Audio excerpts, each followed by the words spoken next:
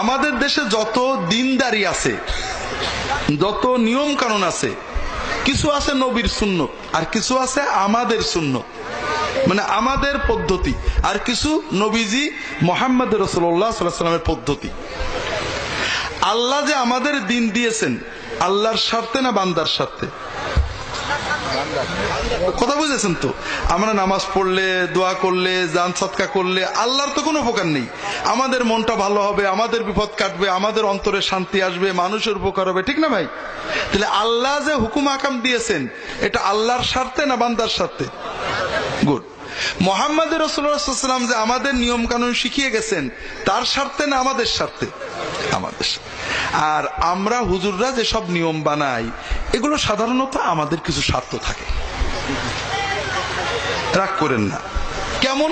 যেমন মনে করেন দোয়া করবেন, আল্লাহ এবং তার রাসূল সাল্লাল্লাহু আলাইহি ওয়াসাল্লাম আপনাদেরকে দোয়া করা শিখিয়েছেন। ওয়াস্তাঈনু বিস-সাবরি ওয়াস-সালাহ।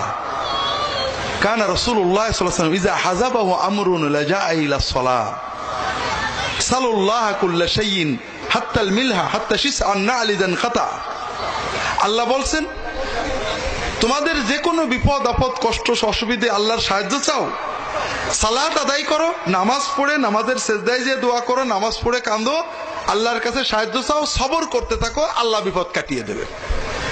তাহলে আল্লাহর পদ্ধতি কি শেখালেন? কোনো বিপদ আপদ হলে নামাজ পড়ো, সেজদায় আল্লাহর কাছে চাও, নামাজ পড়ে আল্লাহর কাছে চাও, আল্লাহ দেবে। নবীজি কি শেখালেন? যখনই কোনো কষ্ট সমস্যা হতো নামাজে দাঁড়াই যেতেন, আল্লাহর কাছে চাইতেন, তোমার যা হয় আল্লাহর কাছে চাও। এটা হলো নবীর দেওয়া নিয়ম, আল্লাহর দেওয়া নিয়ম।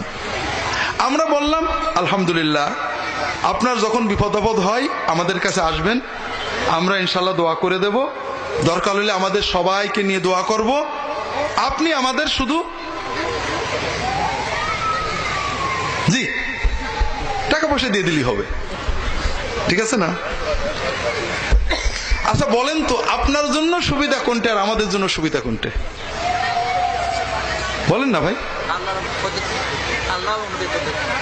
যখন আপনি ঘরে বসে কানবেন আপনার জন্য সহজ, টাকা লাগলো না, পয়সা লাগলো না, জামা কাপড় পরা লাগলো না, বাইরে যাওয়া লাগলো না, সহজ পদ্ধতি, ঠিক না? আর আপনি আমার কাছে আসবেন, টাকা পয়সা নিয়ে আসবেন, এটা একটু বেশি সমস্যা না? তাহলে আল্লাহ যেটা দিয়েছেন এটা আপনার জন্য সহজ, আর আমরা যেটা করেছি এটা ভালো। আলেমুল আমা দোয়া করা খারাপ জিনিস না, কিন্তু এর ভিতরে আমাদের অল্প স্বল্প স্বার্থ আছে। যেমন মনে করেন আল্লাহ রাসূল সাল্লাল্লাহু আলাইহি ওয়াসাল্লাম বলেছেন দোয়া ইউনুস পড়ে যদি কেউ আল্লাহ তাআলার কাছে দোয়া করে আল্লাহ তার দোয়া কবুল করে নেন। দোয়া ইউনুস মানে লা ইলাহা ইল্লা আনতা সুবহানাকা ইন্নী কুনতু মিনাজ জালিমিন। আল্লাহ তুমি ছাড়া কোনো মাবুদ নেই। তার মানে কি? আল্লাহ যে বিপদে পড়েছি, বিপদে ডাকার মতো তুমি ছাড়া কেউ নেই, তরানোর মতো, তাকানোর মতো, নজর দেওয়ার মতো, উদ্ধার করার মতো তুমি ছাড়া কেউ নেই। আল্লাহ আমি অন্যায় করি, ইন্নী কুনতু মিনাজ জালিমিন, আল্লাহ আমি জুলুম করেছি, অন্যায় করেছি, আল্লাহ আল্লাহ মাফ করে দাও। এই তো কথা। লা ইলাহা ইল্লা আনতা দোয়া ইউনুসের অর্থ হলো যে আল্লাহ আমার অন্যায়ের কারণে বিপদ আসছে, ঠিক না? আমার কর্মফলে বিপদ আসছে, আল্লাহ তুমি ছাড়া তরানোর কেউ নেই, আমি স্বীকার করছি আমি অন্যায় করেছি, তুমি দয়া করে তরায় নাও। এই তো কথা, ঠিক আছে না? তার মানে বিপদ আসে আমাদের বদামলের কারণে, এই তো কথা ভাই। বিপদ আসলে যখন বান্দা আল্লাহর কাছে বললে আল্লাহ তুমি ছাড়া ডাকার কেউ নেই, আমি অন্যায় করে স্বীকার করি, তুমি মাফ করে দাও, তখন আল্লাহ বিপদ কাটিয়ে দেন। এই তো কথা। হাদিসে নবীজি বললেন তুমি বেশি বেশি দোয়া ইউনুস পড়বা আর আল্লাহর কাছে কানবা। আপনি ঘরে বসে দোয়া ইউনুস পড়া, আল্লাহর কাছে আল্লাহ মাফ করে, আল্লাহ মাফ করে দাও, আল্লাহ আল্লাহ বিপদ কাটাই নাও। আমরা কি বললাম যে না, খতম লাগবে। কি লাগবে? খতম মানে? খতম মানে কি? দোয়া ইউনুস খতম। খতম মানে কত? 1 লক্ষ। একটু বাড়াই 1.25 লক্ষ। আমি যখনই বললাম খতম আপনি তখনই খতম, কারণ আপনি তো জানেন 1.25 লক্ষ আপনি একা পড়তে পারবেন না। ব্যবস্থাটার ভিতরে আপনার কিছুটা বাধ্যতামূলক আমাদের কাছে আসতেই হবে। খতম কিন্তু কোনো হাদিসে নেই, কখনো নবী সাল্লাল্লাহু আলাইহি ওয়াসাল্লাম বলেননি। আল্লাহর কাছে আপনি যতটুক পারবেন পড়ে পড়ে কানবেন, কিন্তু খতম হওয়ার কারণে আপনি আপাতত খতম, কারণ আপনি জানেন যে একা পারবেন না, বাধ্য হয়ে আমাদেরকে আসতে হবে।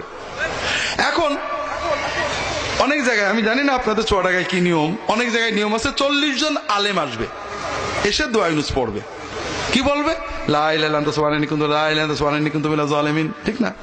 তার মানে 40 জন আলেম একভাবে বলে যাবে আল্লাহ আমি জালেম, আল্লাহ আমি জালেম। কিন্তু যে বাড়িওয়ালা, আমরা তো এই কাম করি, যখন কোনো দোয়ার জন্য কারোর বাড়ি যাই, আমি লক্ষ্য করেছি বাড়ির কেউ দোয়ায় বসে না।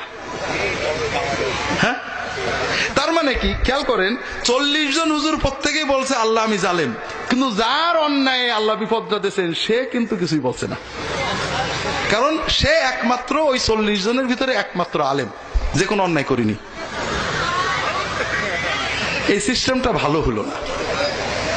এই সিস্টেমে আমরা কিছু টাকা পাই, হয়তো কিছু দোয়া পড়ি, কিন্তু আসলে জিনিসটা আপনার জন্য ভালো হলো না।